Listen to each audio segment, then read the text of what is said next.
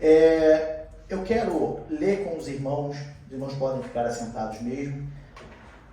1 Coríntios, capítulo 7. Eu quero ler versículos 12, 13, 14, 15. 12, 13, 14, 15. E depois eu quero ler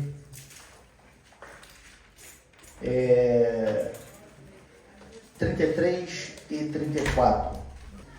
E confesso para os irmãos que até ontem eu ainda não sabia o que falar, mas Deus colocou assim no meu coração.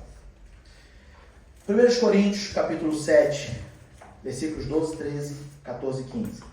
Mas aos outros digo eu, guarda isso, amados.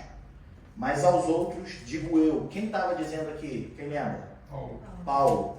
Então Paulo está dizendo, mas aos outros digo eu, não o Senhor. Se algum irmão tem mulher descrente, e elas consentem em habitar com ele, não a deixe. E se alguma mulher tem marido descrente, e ele consente em habitar com ela, não o deixe.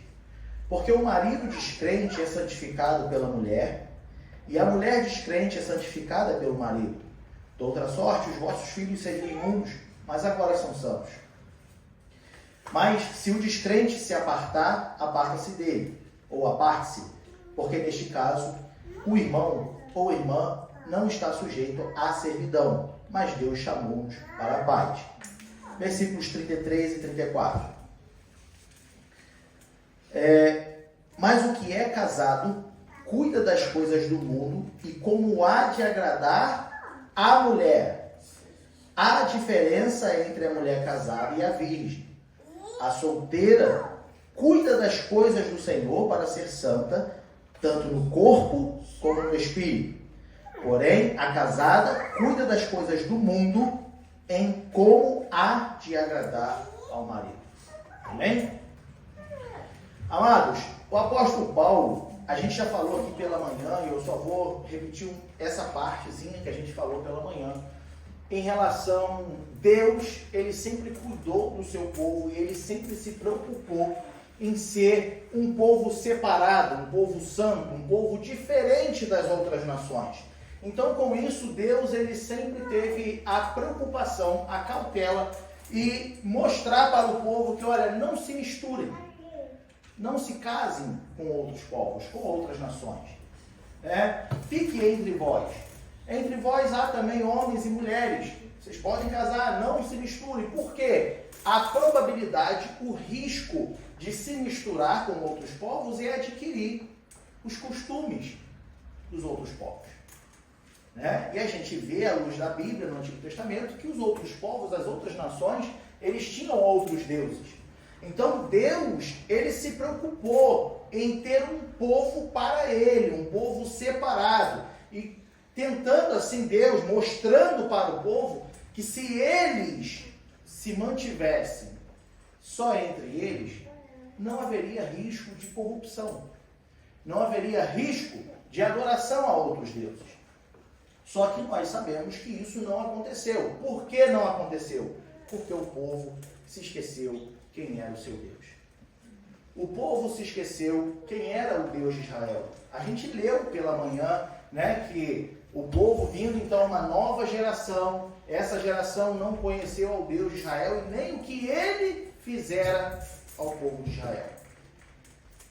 Perdendo-se assim então os seus princípios, seus costumes, as suas adorações, a sua reverência, o seu temor. E com isso começaram a se misturar os povos. Só que Deus, mesmo assim, ele nunca aliviou isso. Ele nunca passou a mão por cima. Deus sempre chamou a atenção. E aqui o apóstolo Paulo, agora já no Novo Testamento, o apóstolo dos gentios, ele está visitando agora Corinto. Ele está escrevendo para Corinto. Nós sabemos que quando Deus ele se preocupa com o povo, eu vou colocar assim dessa forma, se preocupa com o povo e não se misturar, Deus é uma particularidade do povo de Deus. Mas nós estamos falando de outras nações. Nós estamos falando de outros costumes. quando o apóstolo Paulo chega e manda a carta a Corinto e sabe da situação de Corinto, o apóstolo Paulo ele escreve orientando para que os casais não se separem, para que os casais continuem casados, né? Porque assim é a ordem de Deus. Só que em dado momento, ele está falando para os gregos, outros costumes, outros comportamentos. E ele já chega com um monte de situação já pronta, que ele não pode simplesmente botar o dedo, mandar separar, faz isso, faz aquilo, agora tem que ser assim. Não, porque senão expulsariam ele, sem fazer nada disso. Eles já perseguiram, já apedrejaram, já jogaram de pirameira, já aconteceu um monte de coisa com o apóstolo Paulo. Então o apóstolo Paulo, ele escreve como a gente leu, no versículo 12. Mas aos outros digo eu, não o Senhor. Porque a ordem do Senhor é uma. Só que, como eu disse, ele está chegando em Corinto, aonde ali já várias vezes já se separaram, e a gente sabe a história da igreja de Corinto, que dentro da igreja tinha-se adultério, tinha fornicação, tinha tudo dentro daquela igreja, né? Filhos que deitavam com as esposas dos pais, e assim uma coisa muito feia de se ver. Então nós estamos falando de um povo que tinha uma cultura bem diferente da realidade do povo de Deus.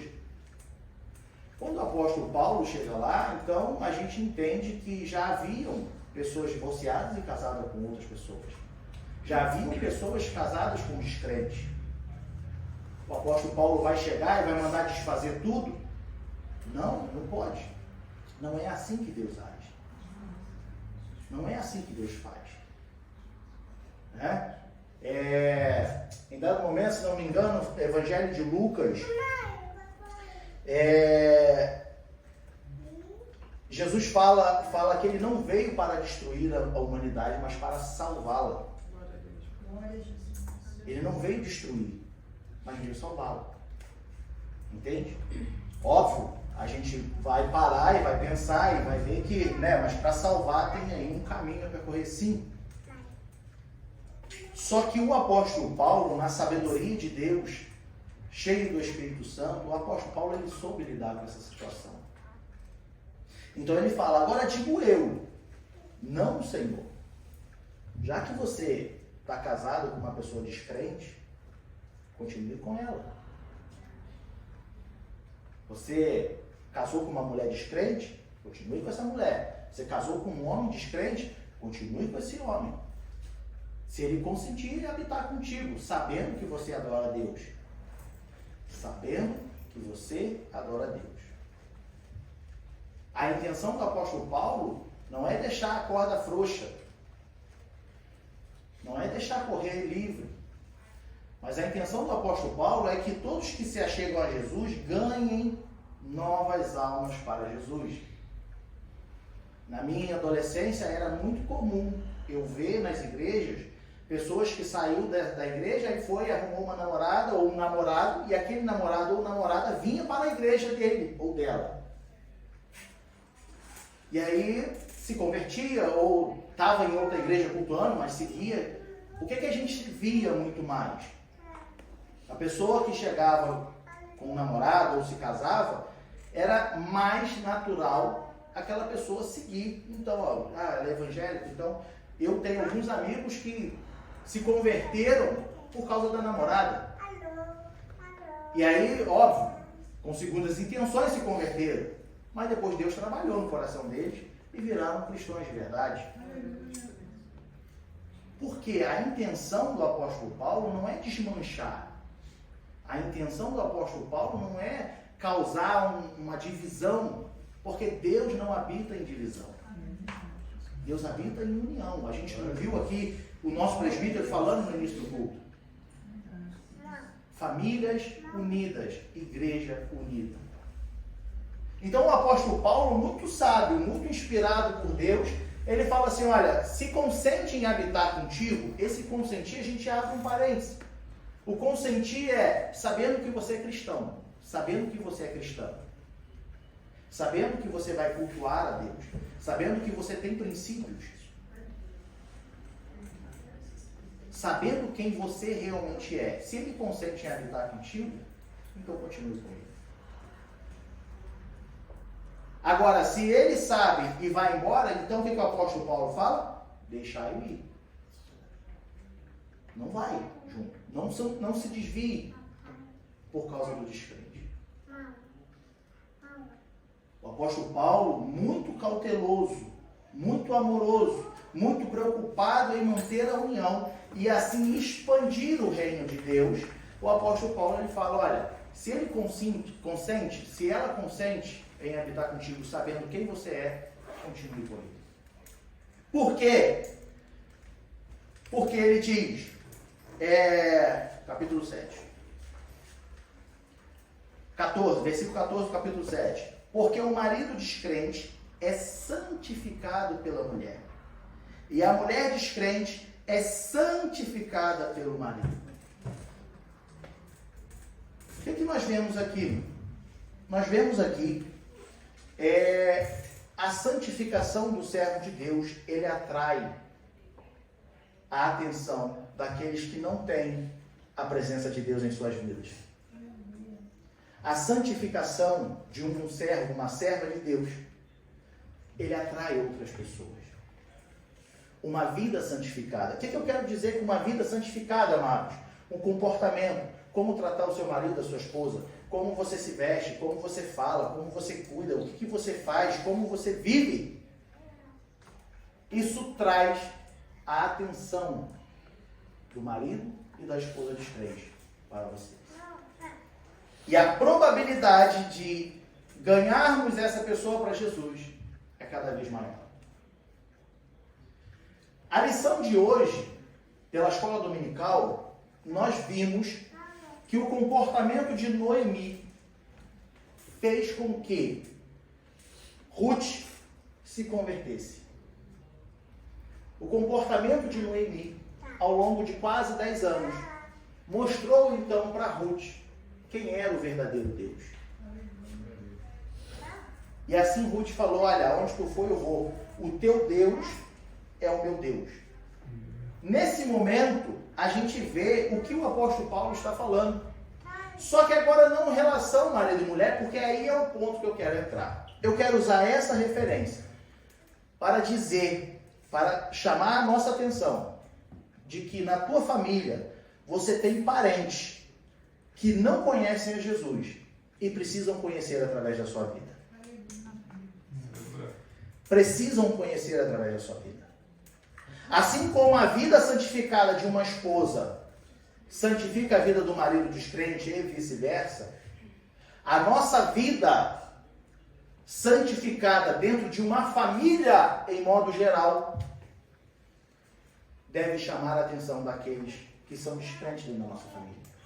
Eu tenho certeza que é a realidade de todos nós aqui, que a maior parte da família é descrente. É a nossa realidade. Eu garanto com 90% de certeza de que todos que estão aqui dentro, todos, sem exceção, têm um parente descrente. E a questão é... E a questão é, esse parente descrente, ele está sendo santificado através da sua vida? Pode sentar, fica à vontade. Esse marido descrente, essa esposa descrente, aí vem essa sogra, esse sogro, esse tio, essa tia, esse sobrinho, essa sobrinha, esse filho, essa filha, eles estão sendo santificados através da sua vida? O que nós temos feito para alcançar a nossa família? Sabe o que é muito comum acontecer? Meu tio, por exemplo, minha sogra, a maior rincha é a sogra, né? Não sei porquê. Sogras são sempre a rincha do povo. Que minha sogra, a minha nora, né? Ou o meu genro, aquilo é carne de pescoço. E aquilo não dá para viver junto. Aquilo é bom longe. Perto, jamais. O que o apóstolo Paulo está nos mostrando é: o crente santifica o descrente. Quantas famílias dentro da igreja que não conseguem conviver com os parentes do seu marido ou da sua esposa? Não conseguem suportar. Isso tem muito. Isso tem muito. E a família do meu marido vem pra cá, nossa, não quero nem saber, eles que seguirem. E a família da minha esposa vem pra cá, fazer o quê, né? Não tem como separar, não vou separar, né? Tem que conviver. Mas, à luz da Bíblia,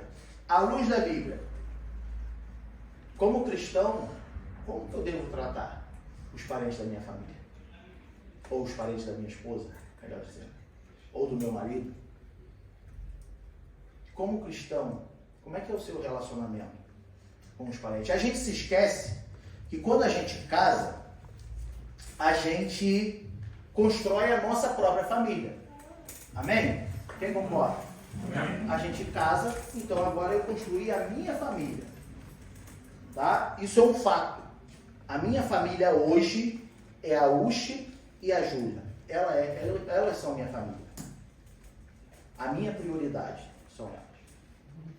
Só que a gente não pode descartar os parentes. Agora, quem virou parente? Meu pai, minha mãe, meus irmãos, meus tios. Agora são parentes. São parentes do marido, da Uchi. Porque a família da Uchi sou eu. Entende? Quando a gente casa, a gente constrói a nossa própria família. Só que a gente também casa com os parentes. Não tem como jogar os parentes no lixo. Não tem como deserdar e largar os parentes para lá. Não tem como. A gente casou, por isso que a Bíblia, meus irmãos, a Bíblia é tão sábia, a palavra de Deus, que Ele manda você orar, Ele manda você esperar, Ele manda você pesquisar, busca no Senhor, aguarda no Senhor. Por quê? Em outras palavras, Ele está falando assim, olha, conheça os parentes da tua futura esposa, conheça os parentes do teu futuro marido. Não vai casando de qualquer maneira, não vai arrumando qualquer um de qualquer maneira. Porque depois de você casar, vai dar 2 semanas de lua de mel, quando você voltar para casa, que o sogro da sogra vai estar lá querendo te visitar. É os parentes. É os parentes.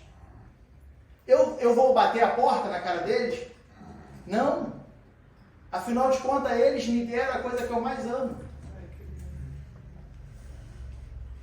Eles te deram a coisa que você mais ama. Ou era para amar, né? Se casou, se escolheu tirar de dentro de casa, né? Se escolheu estar junto. Agora, como cristão, nós vemos, muitas das vezes, o comportamento das famílias é o quê? Não chama tua mãe para cá, não. Não chama teu pai para cá, não. E eu não suporto, não consigo conviver. E como eles serão santificados através da sua vida? Como o nome do Senhor vai ser glorificado através da sua vida? Às vezes a gente quer salvar o mundo, mas os de casa estão perecendo. Meu irmão, mas eu oro, eu busco, eu não vou entrar nesse ponto. Eu estou falando na realidade daqueles que simplesmente já aceitaram ignorar e não se comportar de tal maneira. Eu estou falando para aquelas pessoas que odeiam os seus parentes e nem por eles oram. São essas pessoas que eu estou falando. Que não aguenta, não suporta viver junto. Que crente que você é, meu? Que crente que nós somos? Como serão santificados? Através de nossa vida. Como é que seria o comportamento de Noemi se Noemi não fosse a pessoa que ela foi, e então Ruth não reconhecesse o Deus de Israel como o Deus dela? Será que Jesus teria nascido? Entende? A responsabilidade. O que eu gosto de pensar é que o meu comportamento, seja ele com quem for, vai me trazer consequências diante de Deus. Se o meu comportamento, seja com quem for, estiver afastando ainda mais aquela pessoa de Deus, ele vai cobrar isso de mim. Ele vai cobrar isso de mim. Por isso, o apóstolo Paulo, no versículo 33 e 34, que a gente leu, ele diz: mas o que é casado cuida das coisas do mundo, em como há de agradar a mulher. E a mesma coisa ele fala da mulher para o homem. Cuidar das coisas do mundo, cuidar das coisas materiais, as coisas que a gente vê aqui, ó. Ele diz assim, ó: as solteiras servem ao Senhor com a sua vida, a vida espiritual, em suas obras, sirva a Deus para agradar a Deus. Agora, os casados, cuidem das coisas de como agradar sua esposa e o seu marido. E cuidar dessas coisas inclui tratar bem os parentes. Principalmente. Quer ver a tua esposa ficar feliz? Nossa, cuida dos parentes dela como se estivesse cuidando dela. Tu vai ver como é que ela vai ficar feliz contigo. Quer ver o teu marido ficar feliz? Cuida dos parentes dele como se estivesse cuidando dele. Nossa, vai te carregar no colo, para cima e para baixo. A gente não pode, como servos de Deus,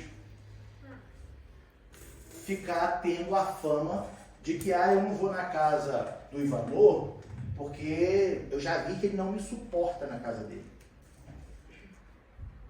Eu estou afastando essa pessoa. E como servo de Deus, estou cometendo pecado. Estou cometendo pecado.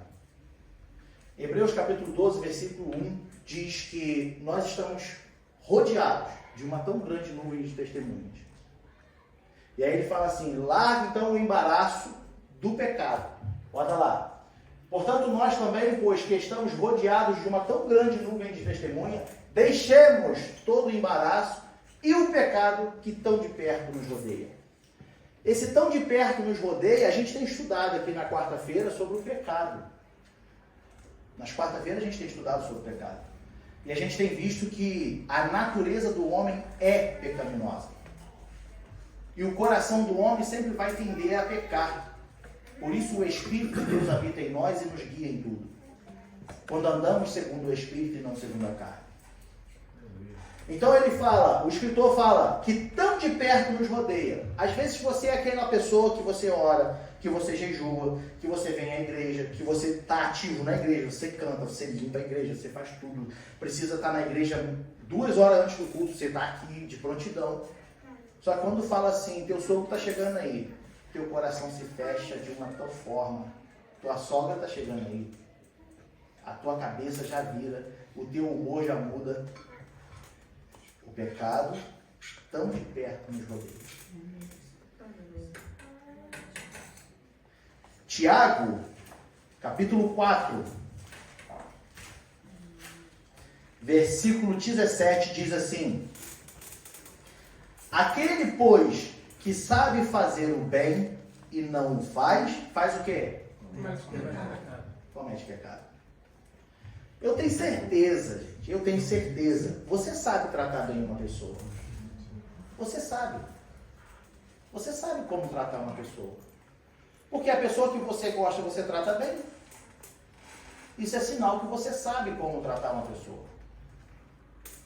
Agora, por que não tratar todas iguais?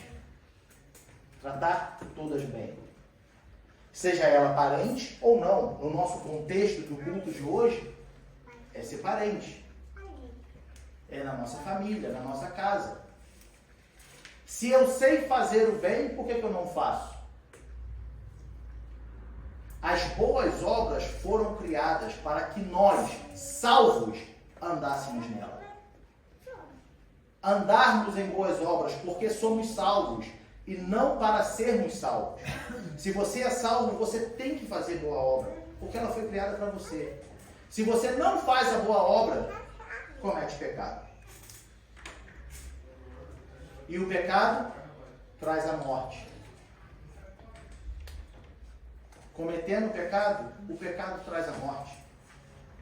Amados, a meditação para o nosso culto de hoje é: o meu parente está sendo santificado através da minha vida? A sua família, no modo geral, está sendo santificada através da sua vida? Ruth se converteu por causa do comportamento de Noemi. O testemunho de Noemi, sua sogra, que viúva, perdeu o marido, aí os filhos casaram, morreu os filhos. Aí ficaram sogra e 2 noras viúvas. Numa terra que não tinha o que comer, passando provação, dificuldade. Mas ao longo de quase 10 anos, quando decide voltar para a sua terra natal, Ruth fala: não, eu vou contigo. Porque o teu Deus é o meu Deus. Eu pude ver ao longo de 10 anos. Eu pude ver enquanto a gente conviveu junto. Que o mesmo Deus que você serve, agora eu vou servir. Noemi e Ruth cumpriram exatamente o que o apóstolo Paulo estava falando aos Coríntios. E eu deixo para a nossa meditação essa pequena palavra. A minha família, os meus parentes, estão sendo edificados através da minha vida? O que eles pensam de você? O que eles falam de você? Você já se parou para se preocupar com isso? Porque é importante. Meu irmão, eu não devo me preocupar com o que falam de mim. Como servo do Senhor, existe uma grande nuvem de testemunhas que nos rodeiam. E cuidado que essas testemunhas podem te fazer passar vergonha qualquer dia, qualquer hora, quando você menos esperar. Você vai querer falar, dar um conselho ou agir de tal forma, vai vir uma testemunha desconhecida e vai falar: mas tu fez isso, aquilo, assim, assim, assim, assim. E aí a sua cara, pum, no chão. E se a sua cara vai ao chão, imagina o nome de Deus na sua vida. Entende? Então eu quero chamar a responsabilidade, o nosso comportamento dentro da nossa casa, com os nossos parentes, com a tua família, com o teu marido, com a tua esposa, com a sogra, com o sogro, com o tio, com a tia, e te dizer: não desista de orar pela vida deles. Não desista de interceder pela vida deles. Não desista de se comportar como um verdadeiro cristão ou cristã, para que vejam em ti a glória de Deus.